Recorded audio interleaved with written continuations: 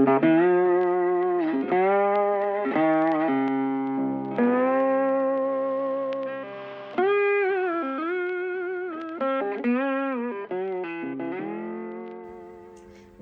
Sidonie. Bonjour.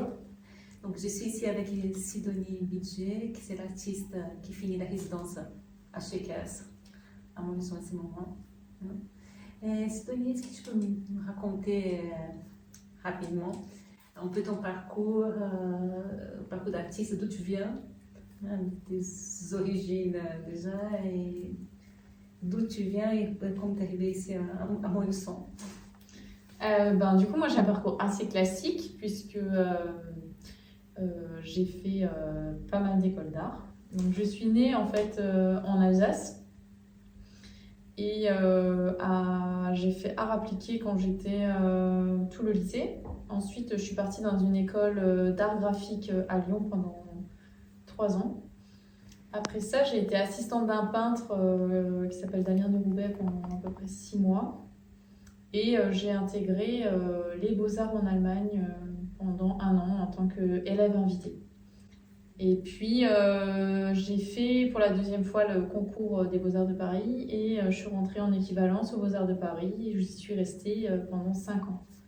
Donc en 2019, j'ai été diplômée des Beaux-Arts de Paris. Et donc suite à ça, je suis rentrée un peu dans la vie, on va dire, des artistes. C'est très différent des Beaux-Arts. Donc, il y a eu des périodes un peu de creux. Et vraiment, j'ai commencé à faire mes premières résidences en 2022. Et après, surtout en 2023, j'ai gagné les premiers concours de résidence avec des résidences un peu importantes, notamment en 2023 à Saumur.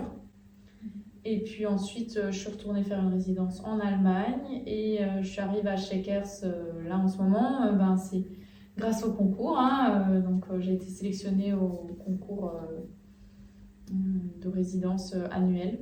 Et puis, voilà, tu vas enchaîner déjà avec d'autres. Oui, je sais déjà que du coup, j'ai une résidence à Rouen. Et puis, je vais faire une petite résidence assez courte d'1 mois à Saint-Martin, en Guadeloupe, en février. Donc, c'était une horde de chevaux que j'ai séparée en 2 et que j'ai travaillé comme ça avec les parties humaines de chaque côté. Donc, j'ai eu un regard assez, sur ce prisme-là, assez militant également, dans le sens où, du coup, j'ai travaillé sur le rapport de domination assez ambigu qu'il y a entre l'homme et l'animal. Donc, je suis partie sur cette figure du centaure qui, dans nos croyances occidentales, c'est mi-homme, mi-animal, avec plutôt la partie humaine au niveau de la tête, puisque c'est l'humain qui réfléchit et qui, du coup, fait marcher le cheval. Donc, sur cette partie-là, j'ai donné les visages à mes centaures en m'inspirant de la géopolitique, donc l'actualité internationale à cette époque-là en 2023. Et chaque centaure a le visage d'une forme de lutte qui avait, que ça soit les Iraniennes ici, on reconnaît la femme qui s'est coupé les cheveux et qui porte cette marque rouge sur la bouche. On a également nos contestations chez nous avec les masques anti-lacrymaux, les capuches et les fumigènes. Mais on peut voir aussi les enfants soudanais, l'Amérique latine, les Ouïghours, les enfants en Bangladesh, qui faisaient énormément de manifestations contre la faim, notamment au Caucase, Kenya, avec ces femmes qui réagissent par rapport à toutes les exactions qu'elles peuvent subir et surtout à leur isolement. Donc voilà. Ces 2 œuvres ont été exposées à Saumur et à Pont-Scorff. Donc, est-ce que tu peux expliquer un peu ta démarche artistique, ton processus créatif, d'où tu t'inspires? Parce que je sais que tu as un lien aussi au départ avec l'écologie, la militance écologique et féministe. Oui, et après, d'autres causes aussi. Oui, voilà. Écologie et féminisme, je pense que c'est parce que je suis une femme et que je vis dans le monde actuel, donc forcément la cause écologique, elle vient nous toucher un peu tous et on y réagit tous. Voilà. Donc moi, j'ai beaucoup travaillé sur le paysage parce qu'en plus, j'ai beaucoup vécu en milieu rural et dans des fermes. Donc en fait, ce côté de perte de biodiversité et de changement climatique, c'était important parce que ça avait des impacts réels, locaux. Et puis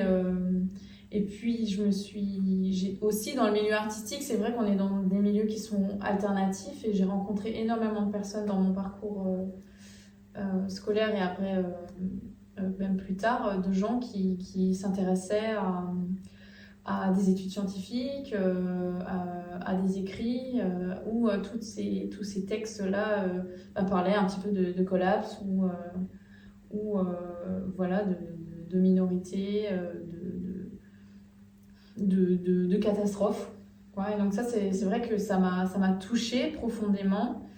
Et je dis souvent que quand je travaille, en fait, ce qui nourrit vraiment l'ébauche d'une œuvre, ça va être un petit sentiment d'impuissance ou d'injustice que j'ai à l'intérieur de moi et contre lequel, en fait, j'ai une réponse toute simple, c'est plutôt la création que la consommation. Et donc, du coup, voilà, je fais des œuvres par rapport à ce sentiment-là. Et ce sentiment-là, il m'amène notamment à chercher énormément d'informations, à lire beaucoup, à regarder énormément de vidéos, de reportages pour essayer d'avoir des informations, d'être bien informée sur les sujets que je traite. Alors c'est vrai que mon travail il a évolué très rapidement, enfin en peu de temps. En 2022, je peignais encore des petits paysages en fait d'observation sur des petites toiles, donc des choses assez classiques dans la forme, à la peinture à l'huile. Et en 2023, mon travail il s'est développé sur des fresques en fait monumentales qui pouvaient faire 9 mètres de long sur 3,50 m de haut, juste au fusain. Donc effectivement, il y a quelque chose qui s'est passé et je pense que pour moi, ça a été juste une assurance dans ce que je disais et ce que j'avais à dire. C'est-à-dire que je quittais un peu un milieu où j'étais peut-être un peu timide sur les sujets, sur ce que j'avais à dire, avec une forme d'expression qui va être beaucoup plus dans l'assurance et dans l'affirmation. Alors, cette pièce s'appelle Le Grand Cortège. Et donc, c'est un polyptyque qui est un ensemble de 7 grandes laies de papier, l'une à côté de l'autre, qui fait 9,30 m de long et 3,50 m de haut. Donc, ça a été réalisé en fusain pour la partie qui est en noir et blanc et au pastel pour l'arrière-plan qui est en couleur. Et donc, en fait, ce grand cortège représente un grand carnaval avec énormément de références qui sont cachées à l'intérieur entre des figures populaires, militantes, politiques aussi, et des références directes aussi à l'histoire de l'art. Et puis aussi ma petite mythologie personnelle. Merci Sidonie. Merci à toi. D'avoir reçu et de raconter un peu ton parcours, de parler sur ton travail. C'est très beau ce que tu as fait pendant ces mois de résidence ici et toute ta démarche en fait. Bon, je te souhaite une bonne continuation et à bientôt. Merci à toi. Merci.